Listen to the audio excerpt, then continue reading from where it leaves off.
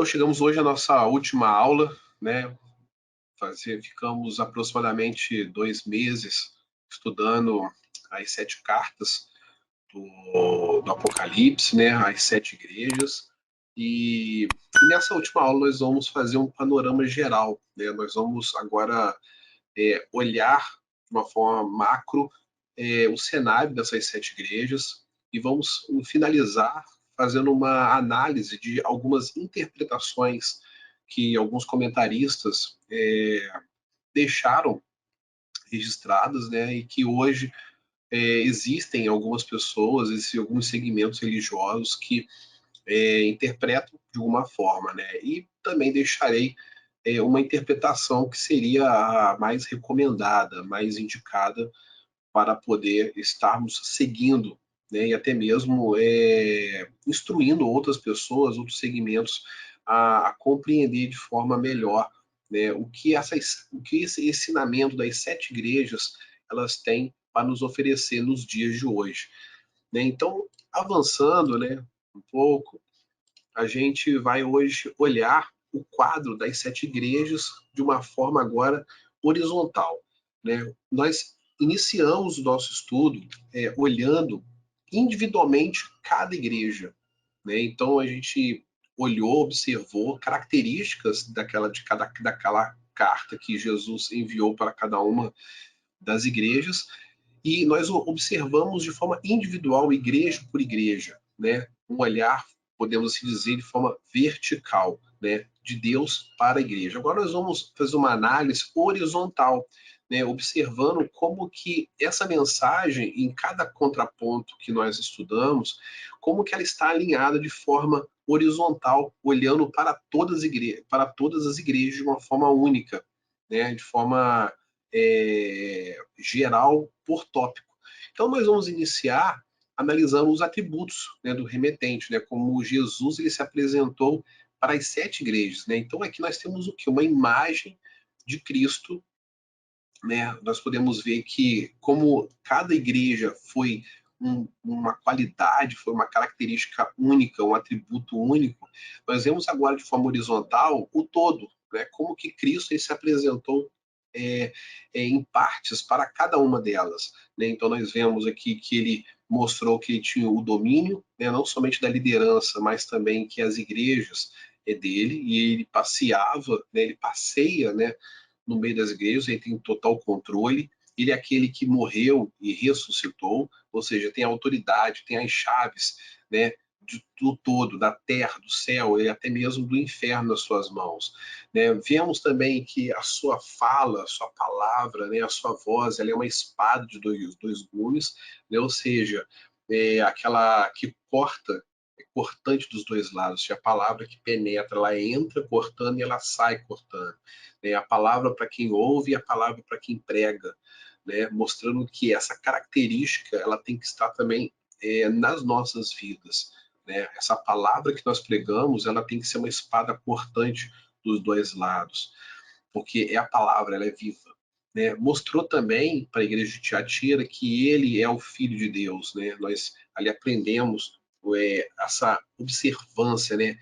Como que ele é o único Filho de Deus, né? Os seus olhos de fogo, os pés de bronze, né? Mostrando ali que ele está presente, fazendo um juízo aonde quer que ele esteja, né? Ou seja, nada passa desapercebido dele, nada, nada. Os seus olhos conseguem penetrar de forma única as nossas vidas, o nosso interior. Lá em Sardes nós vemos também que ele mostra, né, que ele tem os 7 espíritos, né, e as 7 estrelas, né, mostrando toda a sua autoridade, a sua completude, né, da sua totalidade, né, da sua natureza divina. Além disso, em Filadélfia, ele mostra que ele é santo, verdadeiro e tem as chaves de Davi, mostrando que nessa igreja em específico ele é o caminho, a porta, né? Ou seja, não existe outra porta que você consiga adentrar para conseguir a redenção, conseguir ali a remissão dos pecados e o acesso, né, a Deus. E por último, ele encerra, né, de forma bem curiosa, como o Amém, né, o princípio da criação. Então, assim, nós vemos que parece que quando nós olhamos de forma horizontal, nós vemos que parece que ele está falando de uma forma linear aqui. Parece que ele escreveu de uma forma linear para uma única personagem. Se a gente for analisar, juntar todas essas características de Cristo, ele começa se apresentando quem ele é, e lá no final ele afirma que ele é o final e ele é também o início. Então, se a gente for observar aqui as características de Cristo, como ele se fraciona, se apresenta fracionado, e aqui nós vamos unir essas peças, nós vamos ver como que é esse todo. Nós vemos aqui o próprio Cristo de uma forma completa. A gente tem um cenário completo. E parece que, conforme a gente vai estudando, né, as 7 cartas, parece que cada igreja ele se apresenta como fosse um lado de Cristo, né? Por exemplo, se a gente ficar em pé no centro de uma sala, por exemplo, né, as pessoas que estarão em é, em cada lado dessa sala, ela verá essa personagem, essa pessoa que está centralizada por um ângulo. Então, algumas irão vê-lo pela frente, outros irão vê-lo pelas costas, outros verão de forma lateral, outros de forma diagonal. Então, conforme a gente entende esse cenário aqui, a gente parece que imagina o cenário como que Jesus estivesse ali em pé na Ásia Menor, né, ali no meio daquelas igrejas, né, como ele estivesse em pé. E as igrejas, naquele desenho que nós vimos, estão circundando o próprio Cristo, mostrando que não de forma ilustrativa ele passeia, mas ele está presente. E aqui nós vemos como se fosse como que cada igreja ele se mostrando para cada igreja, como que essa igreja também tem que vê-lo, tem que enxergá-lo e que às vezes não está enxergando. Então isso é muito importante a gente olhar por esse quadro, essa análise que nós estamos fazendo aqui, porque muitas das vezes nós enxergamos Cristo apenas por algumas características e nós desprezamos outras características, né? Era obrigatoriamente que todas essas cartas fossem lidas em todas as igrejas.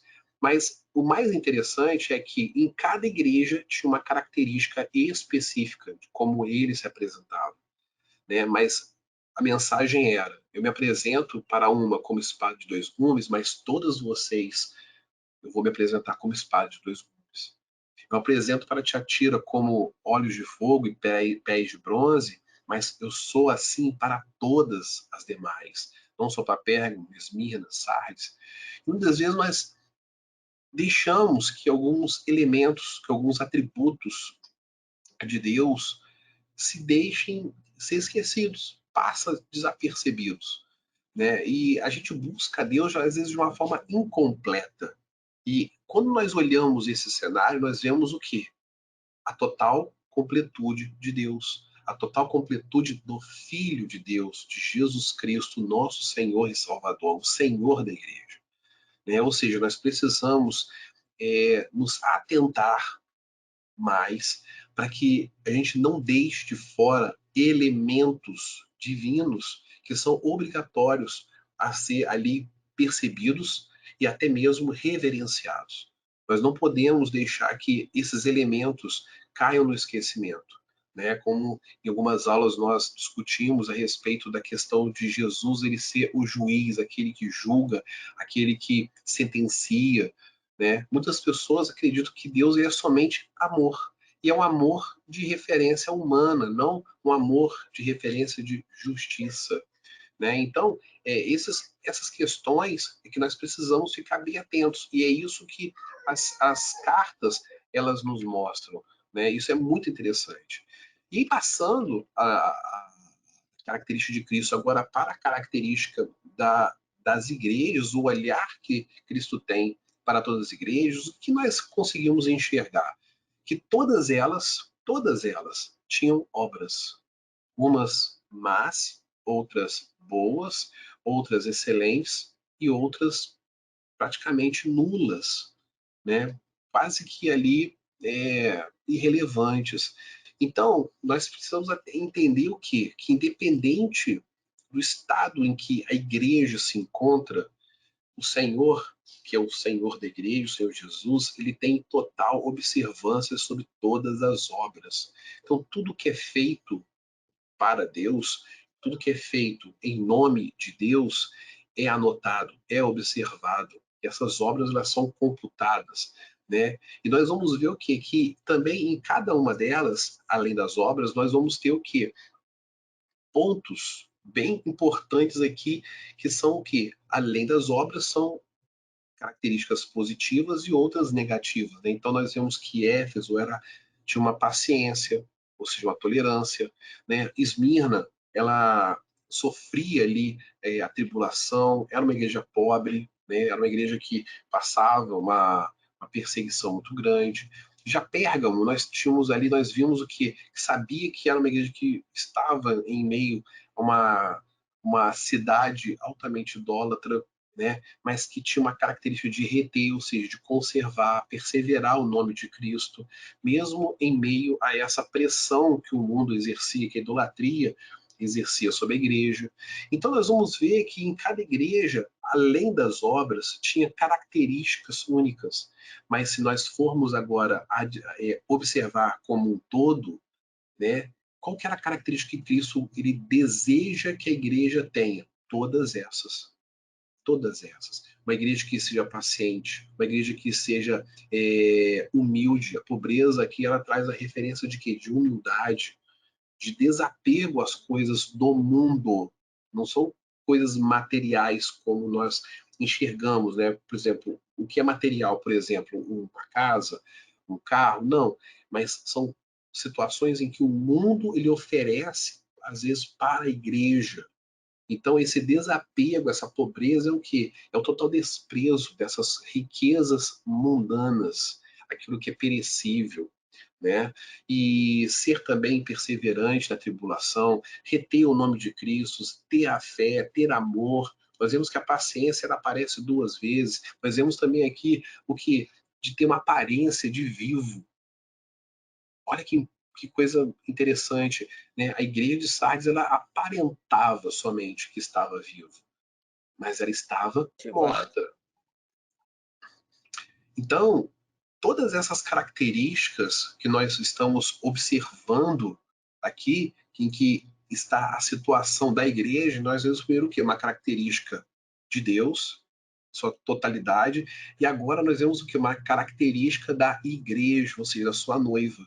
Então, primeiro ele se apresenta mostrando quem ele é, as suas qualidades, as suas características. E agora ele diagnostica a sua noiva, como que ela está. E isso que é algo muito importante para a gente observar.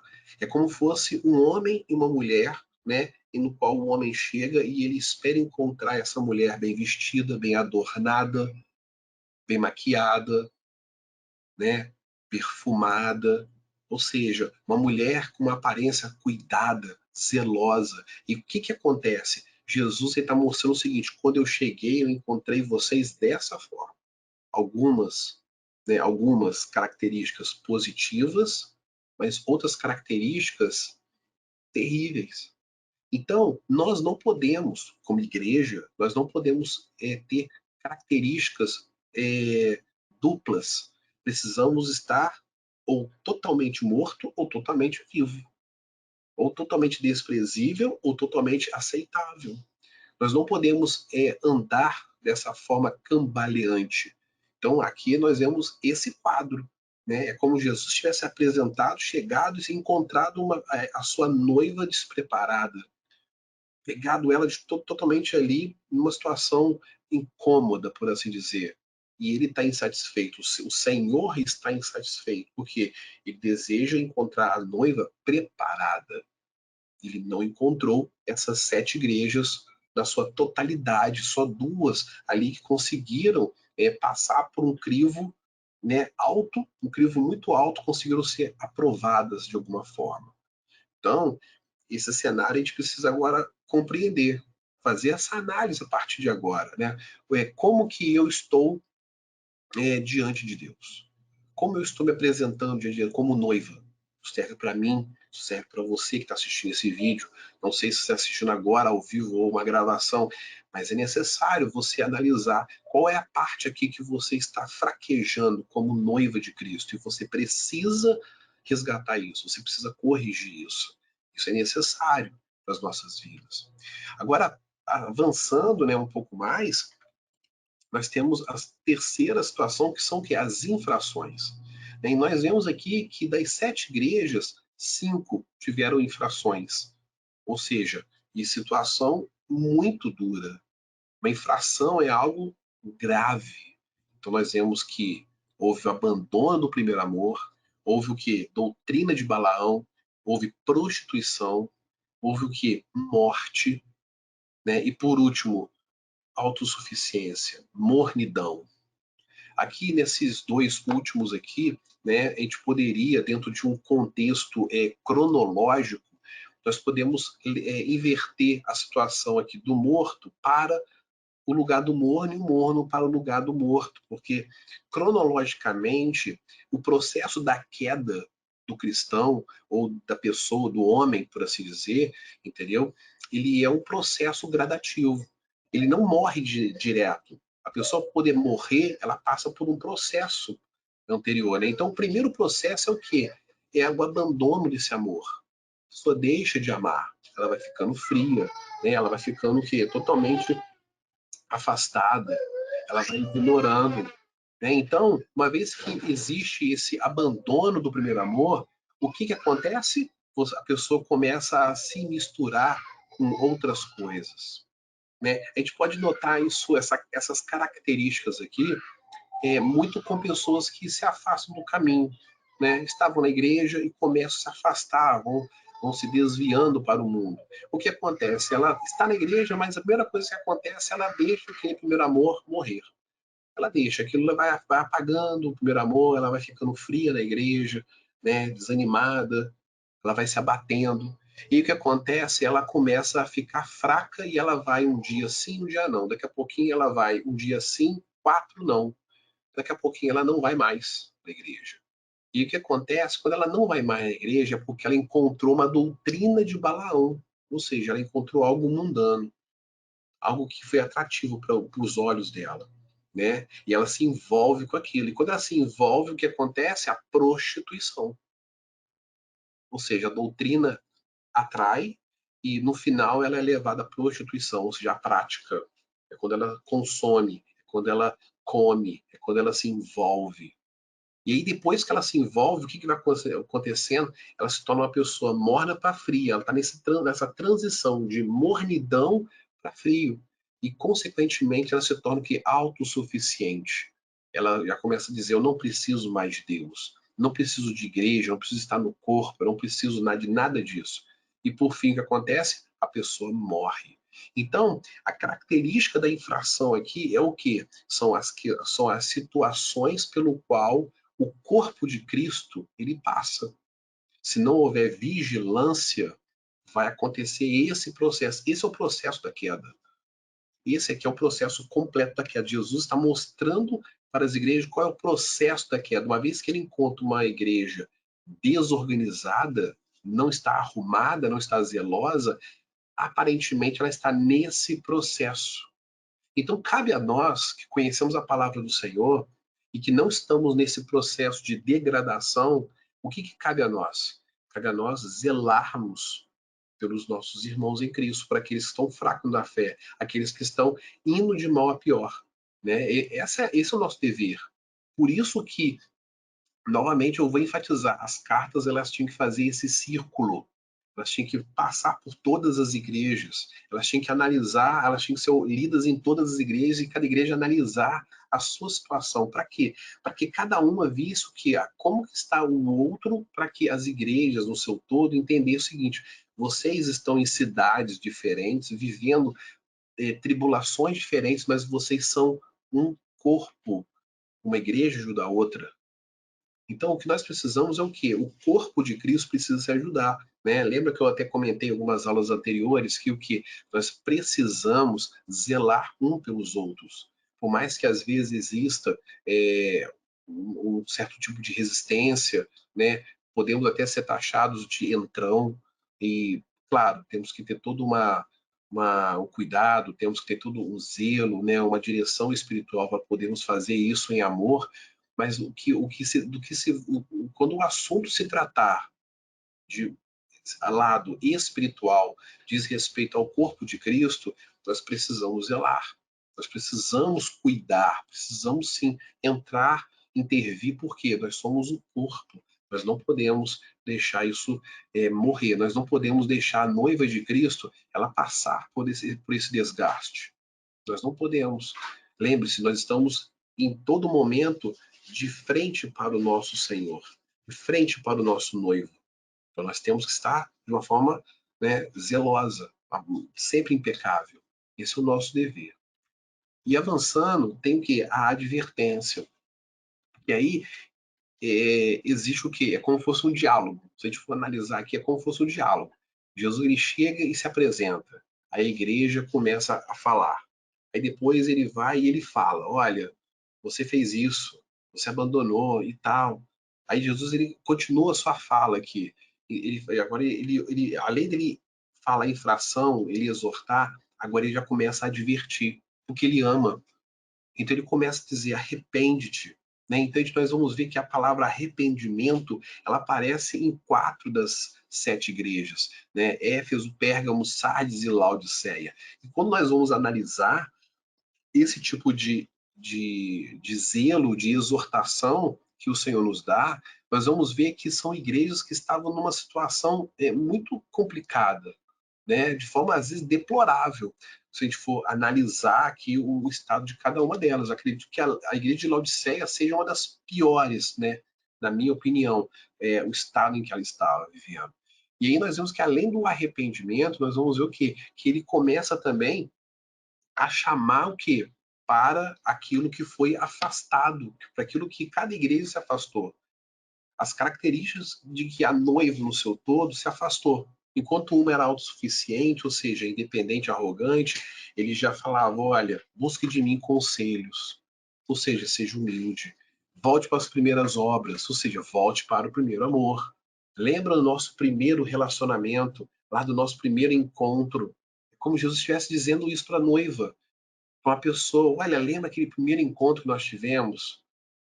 Né? Quem é que não lembra do seu primeiro encontro com seu esposo, com a sua esposa, né? Como tudo aconteceu, o primeiro beijo, né? Ali o primeiro cinema, ou seja, é um diálogo que nós estamos vendo aqui. As cartas, quando elas estão juntas e nós analisamos por esse ângulo aqui, nós vemos o quê? Um diálogo. É um diálogo. Jesus está chamando a igreja dele para poder conversar.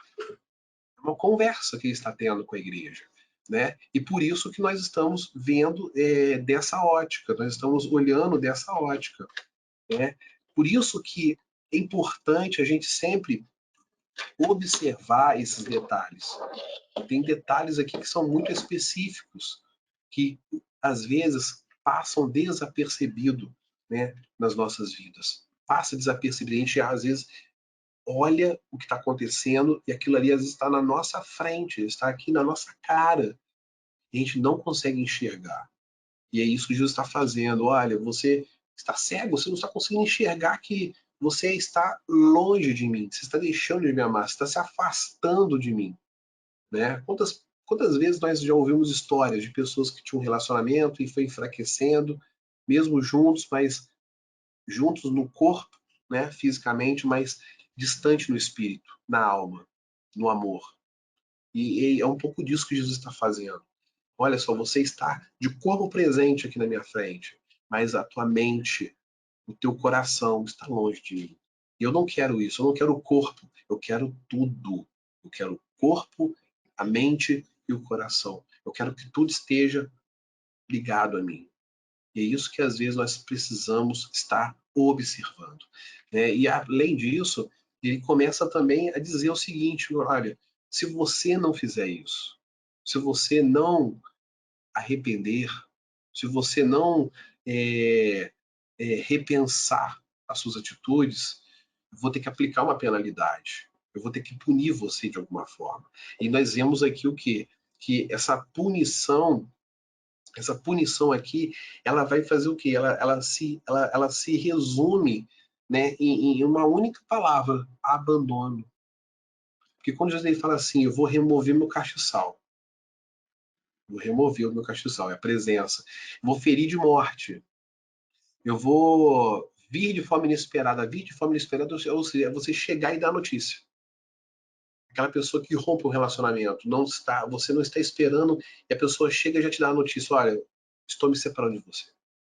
É vir de forma inesperada. Ser vomitado, tipo assim, eu não quero mais. Você já me traz repulso, eu não quero mais. Então, a penalidade é uma só: abandono. Total abandono. E se Jesus nos abandonar, para onde nós vamos correr? É o que Pedro ele fala: Senhor, só tu tens a palavra de vida eterna. Só tu. Ninguém mais. Então, se Jesus nos abandonar, para onde nós vamos correr? Para onde nós vamos buscar auxílio, consolo, ajuda? Não tem. Então é isso que Jesus está dizendo: olha, se você não se consertar como igreja, eu vou te abandonar. E isso acontece, irmãos, porque muitas vezes nós achamos que nós somos a última bolacha do pacote. Nós achamos que nós somos ali o exclusivo. Se nós não estivermos naquele lugar, nada funciona. Se nós não fazermos, ninguém vai fazer. Se nós não tocarmos o instrumento, ninguém vai tocar. Se eu não pregar, ninguém vai pregar.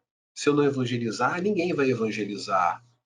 E é isso que nós precisamos tirar da nossa mente, do nosso coração. Por quê? Porque nós não somos únicos na mão de Deus.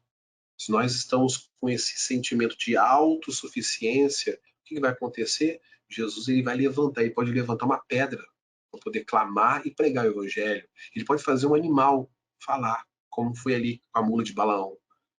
Então, nós não somos a última bolacha do pacote. Ele pode sim levantar uma pessoa do nada, ele pode trazer à existência alguém do nada, se ele quiser, para poder fazer o trabalho dele e deixar você sentadinho no banco, sentadinho ali no cantinho. Então, é isso que nós precisamos compreender, né? Precisamos abaixar, às vezes, a nossa bola, abaixar um pouco ali o nosso sentimento de autossuficiência, achando que do jeito que nós estamos está bom. E quando nós vamos analisar, nós não estamos bem. Não estamos bem apresentados, não estamos amando, nos relacionando de verdade e de forma correta com o nosso noivo. Então, vai haver consequências, penalidades, né? Aí, depois que ele aplica as advertências e também ele fala das penalidades que vai acontecer, ele encoraja, ou seja, ele começa a mostrar um outro panorama, né? Do tipo, se você fizer, o que vai acontecer? É isso daqui. Né? Ele começa a mostrar, você vai ser parecido comigo, você vai ter o quê? Não temas a fidelidade, tipo assim, você vai ter o quê? A minha fidelidade completa contigo. Você também vai entender o que é ser fiel da sua totalidade. Porque você às vezes agora não está entendendo o que é essa fidelidade total. Né? Além disso, ele começa a mostrar ali, ó, ter e reter até a vinda, do tipo, se relacionar constantemente. Ou seja, se você obedecer, se você se arrepender, eu vou estar presente contigo em todos os momentos. Eu vou estar me relacionando com você em todos os momentos. Eu vou estar dialogando com você em todos os momentos. Eu vou estar te aconselhando em todos os momentos, te levantando quando você cair. Ou seja, meus olhos estarão totalmente ali direcionados para você. É isso que ele está querendo dizer. Agora, nós só conseguiremos ter a atenção do nosso noivo se nos humilharmos, se nós se arrependermos. Só tem, sabe, não existe uma outra alternativa. O olhar do nosso noivo só estará ligado à nossa igreja, à sua igreja, à sua noiva, se ela estiver numa posição, numa postura de total submissão. Sem submissão, nós não estaremos atraindo o olhar do nosso Deus. Então, isso precisa estar no nosso coração, na nossa mente. Nós não podemos competir, né? Por isso que muitas das vezes existe uma dificuldade muito grande principalmente nos dias atuais, onde que o feminismo ele está de uma forma aflorada e altamente dominante, né, nos corações das mulheres, que é sobre a situação da submissão, né? A mulher se submeter ao marido não é que ela vai se submeter de uma forma que ela vai ser uma escrava, uma serva, naquilo que tudo que o homem diz. Não é isso. Mas essa servidão é o quê? É um serviço de fidelidade, de humildade, de reconhecimento que existe também uma pessoa que vai cuidar e zelar pela vida dela. E é isso que Jesus está querendo dizer e nos ensinando e nos encorajando a ser, não ser altivos e tentar competir com a autoridade dele. Porque hoje o que é pregado é o que? A igualdade de gênero, né? E não estou dizendo que no quesito de trabalho, no quesito de empresa, não digo que isso não seja errado. Tem que haver igualdade nesse ponto. Né? As mulheres elas são tão competentes quanto os homens para poder ganhar os mesmos salários, né? Ter os mesmos direitos. Agora, numa hierarquia espiritual, nós precisamos compreender que Deus ele constitui o homem como o seu guardador, o homem que zela, o homem que cuida, é o homem que protege. E ele está debaixo desse guarda-chuva, como o homem está debaixo de um outro guarda-chuva, que é o próprio Senhor Jesus. Então, quando nós compreendemos essa hierarquia espiritual, essa hierarquia cósmica, por assim dizer, que é bíblica, é isso que Deus está mostrando, nos ensinando desde o Gênesis ao Apocalipse, quando ele criou Adão e Eva, ele mostra isso, ele cria primeiro o homem e depois do homem ele cria a mulher. Então isso mostra o quê? Que a mulher está submissa ao homem como o homem está submisso a Deus. Então eu, como homem, chefe do meu lar, eu vou prestar contas a Deus daquilo que eu estou fazendo, daquilo que ele deixou nas minhas mãos para poder cuidar. Então nós, quando estamos na igreja também, nós precisamos ter essa amplitude, esse olhar. Se nós somos líderes, né, quem está nos assistindo que é líder, precisa compreender o seguinte: você tem uma responsabilidade nas suas mãos que é zelar pelo corpo de Cristo, já que você é um líder, seja pastor, missionário, né, seja você um diácono, um presbítero, um obreiro, né, porque cada igreja tem uma nomenclatura diferente, mas você é um oficial, você tem um cargo como oficial da igreja. Então, se você hoje é deslocado a um cargo como esse, você está ali agora sendo uma liderança de alguma forma para a membresia da sua igreja. Então, você precisa zelar por aquele corpo e não agir com punhos de aço. Tem que ser paciente, tem que ser zeloso, cuidadoso. Por quê? Porque Jesus está mostrando aqui como ele age com a sua noiva. Então você precisa agir dessa forma com a noiva dele. É assim que ele está nos ensinando. Porque você, liderança, é o que? A noiva do nosso Jesus Cristo, do nosso Senhor. Então, em todos os momentos, nós somos colocados nessa dualidade. Em alguns momentos, nós somos colocados como noiva, no cenário de noiva, de submissão. Em outros cenários, nós somos colocados como liderança. Então, nós precisamos ter o quê? A característica do noivo. Então, nós precisamos abarcar essa dupla característica, esse duplo perfil de Jesus Cristo e também de noiva. É isso que nós precisamos abarcar, ter essa compreensão, para que a partir daí nós iremos entender essa completude. Por isso é quando nós fomos santificados na sua totalidade, nós estivermos com Cristo, né, na Jerusalém celestial, nós vamos gozar de quê? De toda essa completude dele. Então nós vamos ter o amor dele em nós vamos ter a paciência dele em nós, o zelo em nós. E ele já está nos ensinando agora. Ou seja, é preciso começar agora, porque se a gente não começa agora, nós não iremos gozar dessa totalidade lá com ele.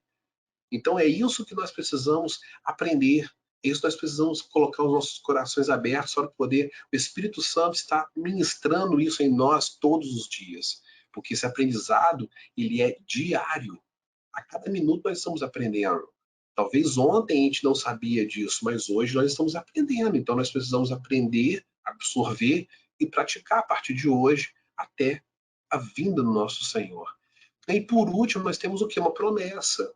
Se nós praticamos, se nós obedecemos, se nós nos colocamos nessa postura no qual ele nos encoraja a ter, nós temos uma recompensa. Né? E aqui, essa recompensa, nós vemos aqui que é a completude da eternidade. É como Jesus estivesse conversando com a sua noiva, e em algum momento ele fala assim, olha só, se você obedecer e você cumprir isso que eu estou sugerindo, te falando para você poder fazer, ele virar o seu rosto e mostrar, olha aqui, olha só, olha para o seu lado, olha o que você vai ter direito. É basicamente isso, ele está mostrando para sua noiva, olha o que você vai ter direito. E aqui nós vemos o que? Características desse local, né? Desse estado. Nós vemos aqui a árvore da vida, nós vemos aqui que nós não iremos passar pela segunda morte, nós vemos aqui que nós teremos o maná e a pedra branca, ou seja, ali registrado, né? O galardão nas nossas vidas, o alimento permanente, que é Ele próprio, né? Nós ali teremos o que? A honra de estar regendo as nações. Nós teremos ali as vestes brancas, ou seja, a completude da santidade. A completude, porque Ele que vai nos dar. Nós teremos ali a coluna e o nome, ou seja, o nome único. O que é a coluna e o nome? É você ter alguém que zela por você. A coluna mostra um zelo, o nome mostra a identidade, a quem você pertence. Então, como noiva, né, eu posso dizer o seguinte: a coluna da minha casa é Jesus Cristo e o meu sobrenome é dele. Basicamente é isso, né? A mulher, quando ela se casa, ou seja, o marido é a coluna da casa, ele é a estrutura da casa. E quando a mulher casa, ela é o quê? Ela adquire o sobrenome do nome do noivo. Então, basicamente é isso. Você vai ter direitos, os mesmos direitos que eu tenho, você terá também. É isso que Jesus está dizendo. Mas se nós obedecermos, né, por fim, compartilhar o trono, ou seja, nós herdaremos tudo aquilo que o nosso Senhor Jesus herdou no Pai, para a glória do Deus Todo-Poderoso. Então, se nós obedecermos, olha os benefícios que nós teremos. Então, não temos como herdar todos esses benefícios e acessar todo esse estado de plenitude se nós estivermos vivendo como ali a infração nos mostra. Quando Jesus lá no início falou, olha, pô, você está assim, poxa, você está assado, você está desse jeito, não vai ter como, não terá como. Então, fica aqui nesse quadro, né, esse olhar de diálogo. É um olhar de diálogo. Quando Jesus se apresenta, né, a noiva, ela se apresenta também para Jesus, dizendo como ela está, quem ela é, o que ela tem feito. E aí, quando Jesus ele começa a dar todo o diagnóstico, olha, não foi satisfatório, faça isso, se arrependa. É preciso nós agora nos analisarmos, né, e depois olharmos e conversarmos com o Senhor. Depois que completarmos essa aula aqui, e acabarmos de assistir, orar ao Senhor e falar, Senhor, como eu estou como noiva diante do Senhor? Como o Senhor está me enxergando como noiva? É isso que nós precisamos perguntar a Cristo. Porque o seu Santo Espírito ele vai nos responder, ele vai nos dar, né, esse feedback, ele vai nos dar esse retorno. E aí, quando ele nos der, a gente precisa ajustar isso nas nossas vidas. Passando para um outro cenário, também de conclusão, um pouco sobre as interpretações que as 7 igrejas, né, elas tiveram, né, para alguns comentaristas ao longo dos anos, né, ao longo da história, e que como hoje isso interfere muito, né, na doutrina em algumas igrejas. Então, eu vou apresentar aqui 4 pontos e vou sugerir o ponto mais adequado para podermos até refletir um pouco melhor a respeito disso. O primeiro ponto, quando alguns comentaristas e historiadores colocam, é que as cartas elas são distintas e elas são enviadas separadas para as igrejas, né, e depois elas foram reunidas e editadas para se adequarem a um livro. Então, alguns estudiosos eles acreditam que essas cartas elas não têm nenhuma ligação entre si. Né? São cartas que foram enviadas em períodos totalmente distintos, foram enviados em períodos totalmente sem contexto, né? E depois elas foram analisadas, elas foram reunidas e inseridas dentro, né, ali de Apocalipse de João. Né? Não sei se os irmãos lembram, mas eu cheguei a comentar em alguma dessas aulas que nós tivemos que Apocalipse de João foi o último livro a entrar no cânon bíblico. Né? Até então ele era um livro considerado apócrifo. Então, os outros, as cartas paulinas, os evangelhos, os livros históricos, todos estavam já fechados. E o Apocalipse de João ele foi o último a entrar no cânon. Então, devido a essa brevidade, para se dizer, né, ser o último a entrar, o livro mais novo assim do cânon a entrar no cânon, né, foi o último a fazer parte, supõe-se, né, alguns estudiosos, que ele não foi escrito de forma linear. Então, existe essa interpretação de alguns comentaristas. Né? Outra interpretação é que são cartas específicas, né, em artifício retórico para descrever a Ásia Menor como um todo. Ou seja, cada igreja, ela não era uma situação em que acontecia nas igrejas, mas era como fosse uma carta ilustrativa, né, pegando nomes das cidades para poder demonstrar ali para o seu leitor como que era como que a região da Ásia Menor se compunha a realidade da igreja, né, nessas diversas cidades. Então, a gente vê que aqui já é um outro aspecto. Nós vemos aqui que já existe um outro olhar para poder interpretar essas cartas. Né? Então, já é muito figurativo, ou seja, você olha como um todo, mas você não tira dali nenhum tipo de ensinamento espiritual, somente uma análise histórica, por assim dizer. O terceiro ponto, que é um dos pontos que hoje se utilizam muito, muitas igrejas ainda se baseiam nesse ponto, é que cada igreja corresponde a um período da história, né, da história da igreja no seu todo, né, que é a linha tradicional do dispensacionalismo clássico, que nós vimos nas aulas passadas. Né? E hoje os dispensacionalistas abandonaram essa ideia, né? Uma parte. Eu conheço algumas igrejas que ainda utilizam esse pensamento, né? E nós vamos apresentar aqui qual é esse pensamento. Como que essas 7 igrejas estão divididas ao longo do tempo? Então nós vemos aqui que para algumas igrejas a ideia seria, a divisão seria dessa forma. A igreja de Éfeso, ela abarcaria um momento da história entre 31 a 100 depois de Cristo. Aí logo depois entraria Esmirna, né, de 100 a 313, Pérgamo, de 313 a 538, Tiatira, de 538 a 1517, e Sardes, de 1517 a 1798. E Filadélfia, pegando de 1798 a 1844. E por último, né, se colocam como nós, né, a igreja, né, o todo, né, estivéssemos vivendo o período da igreja de Laodiceia, de 1844 até os dias de hoje. Mas por que eles pegam essa divisão e tentam forçar, né, essas interpretações?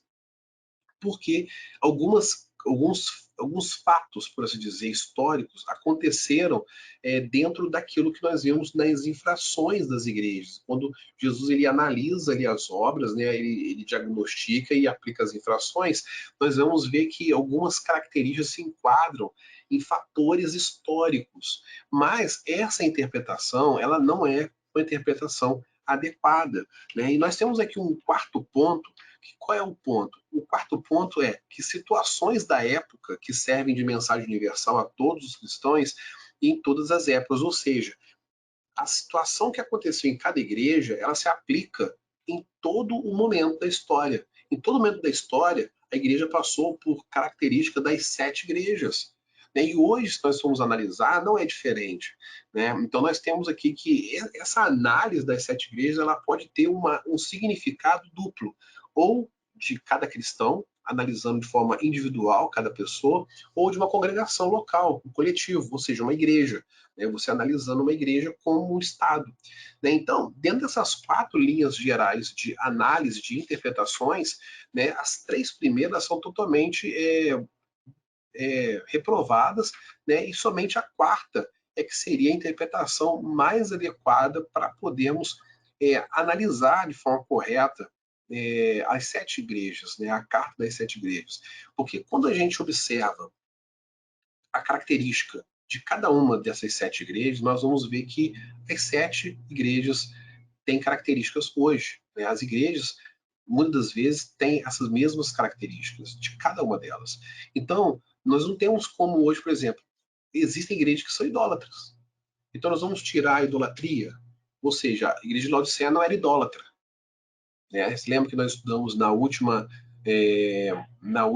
aula, a igreja de Laodiceia, ela não tinha doutrina de Balaão e ela não era idólatra, não tinha prostituição, não tinha espírito de Jezabel, ela não tinha isso, ela era uma igreja morta, entendeu? Ela tinha a mornidão dela ali, ela não influenciava em nada, mas ela não tinha nenhuma heresia dentro da igreja. Era uma igreja que não fazia efeito nenhum. Ela não tinha nenhum estado de reação contra as situações heréticas da época, a idolatria da época. Mas dentro da igreja não havia nenhum tipo de cenário herético. Mas, se a gente for analisar hoje em dia, existem milhões de igrejas, aí, dezenas de igrejas, centenas, né, de igrejas que têm, sim, ações idólatras, tem sim espírito de Jezabel dentro, prostituições dentro da igreja. Então, só nesse cenário que nós vamos analisar 2 igrejas, 2 pontos, né, nós vamos ver que as teorias anteriores, elas se quebram totalmente, elas não são, não conseguem se estruturar, né, biblicamente, não conseguem se estruturar. Né? Então, por isso que não é adequado nós colocarmos, né, que a Igreja de Cristo ela está passando por essas fases, porque senão você está forçando, né, uma interpretação, está forçando uma teologia, para assim dizer, uma exegese de um texto que não é isso. Né? Aí a carta às 7 igrejas ela mostra o que? A noiva como um todo, não fragmentada. Né? Então, nós precisamos compreender esse cenário. Então, irmãos, para nós concluirmos, né, essa aula de hoje é uma aula mais breve, ela não é uma aula extensa, né, o que nós precisamos aprender ao fim de tudo isso? Que nós precisamos nos posicionar como noiva de Cristo. Nós não somos qualquer um, né, ou qualquer uma, por assim dizer. Né? Nós não somos qualquer uma, nós somos a noiva de Cristo. Nós não somos uma mulher que Jesus tirou de um prostíbulo. Não. Nós estávamos mortos. Muito pior.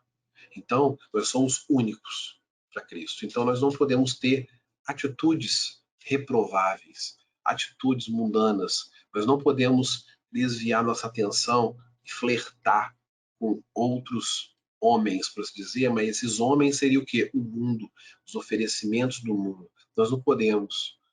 E isso seria o quê? Traição. Nós estaremos traindo a Cristo. Então, precisamos sim ter um olhar, né, para esse caráter como noiva, temos que zelar como esse caráter. Né? Quando nós em algum momento falharmos para com Deus, se aquilo ali não tocar o nosso coração, nossa mente, vamos olhar para dentro de casa. Será que a nossa atitude para com o nosso esposo, ou para com a nossa esposa, será que ela iria admitir isso? É fazer essa análise na hora. Ah, eu fiz isso e tal. Será que a sua esposa aprovaria essa atitude? Sua esposa aprovaria essa atitude? Porque se não aprovar, tecnicamente Cristo já reprovou. É o mesmo sentimento que Cristo está dizendo com a sua palavra para com nossas vidas de forma espiritual com Ele. Então, temos que ter esse zelo. Esse zelo. Agora, se isso que a pessoa faz, como nós vemos muito, né, irmãos? Ah, não tem nada a ver. Isso já é o quê? Início da queda. É o início da queda. Se a pessoa perde o discernimento, quando ela perde o discernimento, quando ela ainda tem um pouco de discernimento, ela vai fazer essa comparação. Né? Poxa, será que meu esposo faria isso? Será que minha esposa faria isso? Aí você já volta para si, né? Porque quando você faz isso, é o Espírito Santo que está ministrando no teu coração, na tua mente. Está te iluminando, tá falando na tua cabeça. Olha, peraí, volta a consciência, meu filho. Volta a consciência, minha filha. Agora, quando nós não temos essa consciência, isso não passa nem pela nossa cabeça de comparar a nossa vida. Será, né, lembrar de alguém, mas será que ele vai, se a gente não pensa, já vai logo no automático, não tem nada a ver, não estou vendo nada demais, e é o início da queda. Você já abandonou o primeiro amor, que você já deixou de se preocupar com o seu cônjuge. O noivo e a noiva, ela já tem o quê? Já tem um compromisso. Não estão namorando, é noivo, já tem um compromisso para casar. Então nós temos um compromisso com Cristo. Ele já comprou, né, a nossa vida, é como se fosse um dote. Ele já pagou o dote. Ele já deu ali a vida dele. Então a gente não está namorando um adolescente, a gente não está namorando um jovem, a gente não está namorando um cara qualquer, não. Nós estamos namorando o Senhor Jesus. Nós estamos noivando com o Senhor Jesus. E é isso que precisa estar na nossa mente. Nosso compromisso é ter um compromisso com alguém que é muito sério, entendeu? Porque a gente também tem que ser sério. Como noiva, séria, ter dignidade e caráter. É algo exemplar. Então, isso precisa estar na nossa mente todos os dias.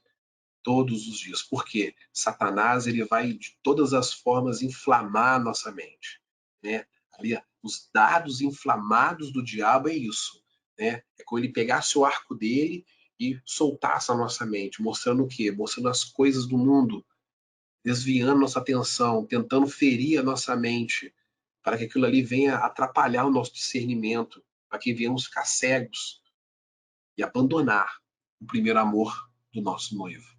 Então, que esse estudo, em alguma parte que você tenha tido alguma dúvida, volte, assista novamente, quantas vezes você quiser, reflita, anote, ore, peça ao Espírito Santo para poder estar falando com você, iluminando você a cada dia, para que essa mensagem que foi dita para nessas 7 igrejas, ela fique bem presente, bem viva na sua mente todos os dias, até o dia em que o Senhor Jesus vier se encontrar e resgatar a sua igreja para a glória do nome dele. Quero agradecer a todos pela paciência durante todo esse período que nós estamos juntos e que Deus venha te abençoar poderosamente.